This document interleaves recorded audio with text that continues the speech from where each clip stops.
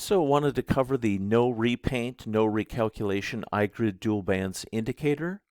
This is getting added to our iGrid Pack 2 launch. Details at info@gridalgo.com. I'm getting this ready for a current group of iGrid system users and just kind of want to cover all the questions I'm getting. iGrid Pack 1, we have the fractional recalculating version. I love that version. It's what we use on FX side. On our trades, that tends to be, intraday position trading to multi-day swing trading, but I can still use those bands just fine for intraday scalping. For those of you that just completely don't understand recalculating bands or don't want to use them, you don't have to. You can use this type here, completely non-recalculating. And let's jump down to a lower time frame so you can watch the bands operate for a bit. On a super low time frame, that'd be way lower than anybody would ever trade. But you can see that the bands, the fast bands and the main bands, do not have any recalculation effect whatsoever. So let's go take a look. So once the bands add a bar close, so every single bar close, let's move this down a bit. So every single bar close, a segment of the bands, both the fast bands and the main bands, lock a new line segment. And never again does that line segment ever change. So I could sit here, an hour ago, 3 hours ago, 4 hours ago, whatever I saw and whatever's running live, wherever those bands locked in at, that's what you get. Nothing ever changes, while on live data feed with the bands.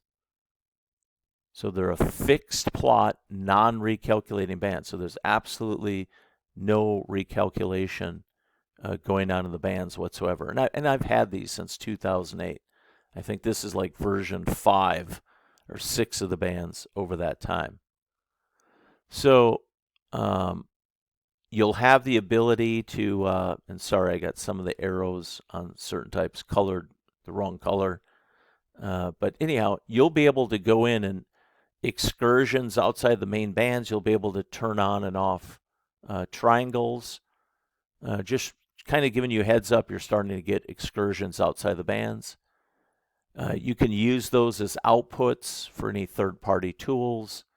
So excursions outside the lower upper part of the bands, you'll be able to go in and adjust colors, turn them on or off. The other big thing is, let me put a vertical line and let's change this to something more neutral. Let's go dot. Let's go let's go yellow. So anytime we're getting excursions of the fast bands outside of the main bands and coming back in, inside, you can have a vertical line, an output, and an audible alert. And you can adjust whether you want to see the line or not. You can change the color line, just like excursions outside the lower band and coming back in. So those will be bullish and bearish signals. I am going to include on this setup the arrows on the lower and upper side.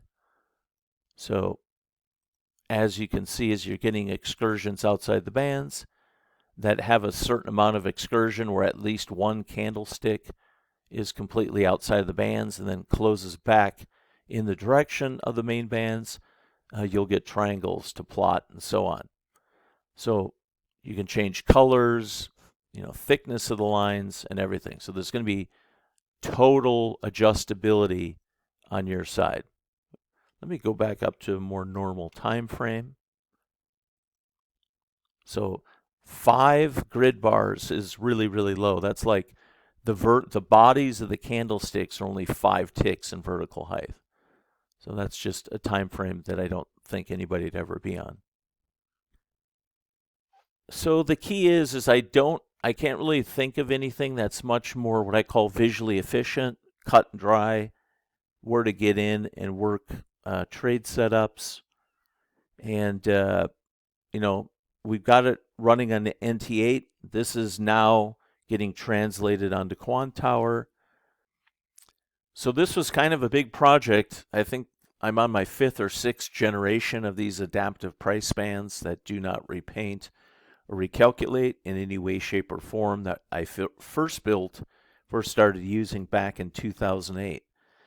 So I wanted to try out a bunch of different styles of endpoint smoothing to kind of dial in and see which one I thought would work best, and then lock that in and create another new version of the bands that could be used for futures prop scalping, trading, and so on for my current group on the NTA platform.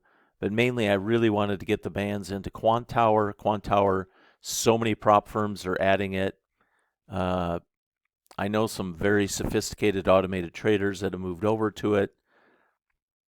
I'm using it now too, and really looking forward to getting these bands now that they're done in NT8, translated to Quant Tower. And then I'm also going to put these tools in the TickBlaze platform.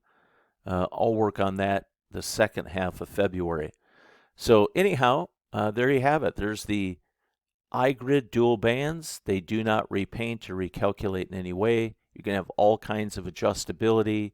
You can have outputs that can be used with third-party tools like Algo Studio Pro from the Trade Devils group, where you can basically take signals, outputs that are in the bands like crossing points or diamond, I shouldn't say diamond, but arrow markers, and tie those in to your own custom-made entry and in-trade management, so you can make the tools automated for you the way you want to, not from some NinjaTrader 8 strategy that has limited ability to adjust or adapt to what you want to do.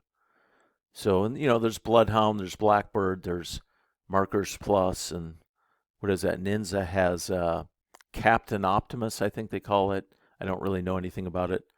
I know many in my group use Algo Studio Pro, and it has all kinds of great capability to customize your own automated strategies. Taking an indicator, taking the outputs from the indicator, and then using those to decide when you want to get into trades, and then what kind of stop and in-trade management you want to use. So if you have any questions, info@gridalgo.com. In our trading view grouping of instruments, we do have a VSA indicator. I do have the bands in there. I have a video I'm going to be putting up showing how to take 2 VSA indicators and create a dual band strategy. So that capability is already in TradingView as part of our current 6 indicator pack. So yeah, there it is, the iGrid dual bands indicator. And again, if you have any questions, just let us know.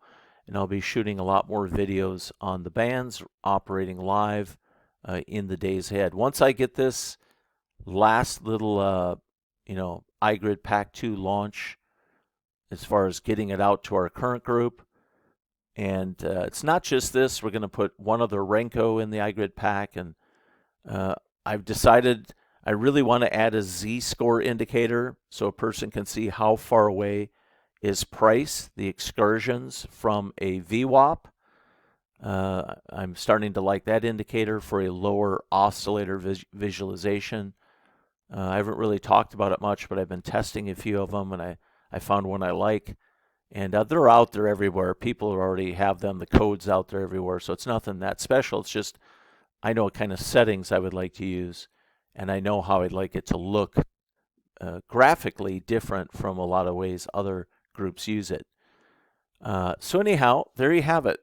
If you guys have any questions, let me know. And more videos ahead on the iGrid dual bands indicator.